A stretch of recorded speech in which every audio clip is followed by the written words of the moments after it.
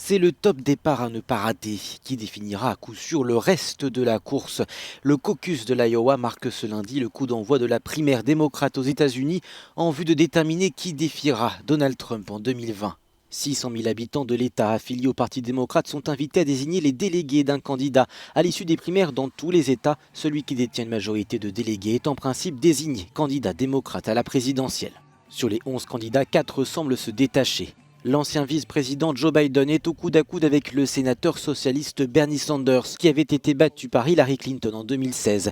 Tous les deux sont âgés de plus de 75 ans.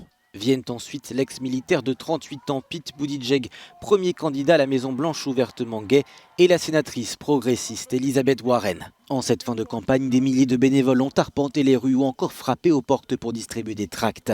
Objectif, convaincre les indécis dans la dernière ligne droite. Pour cette élection, pas d'isoloir ni de bulletin secret. Le vote se déroule lors d'assemblées locales appelées caucus, pendant lesquelles chacun se place sous la bannière de son candidat à la vue de tous.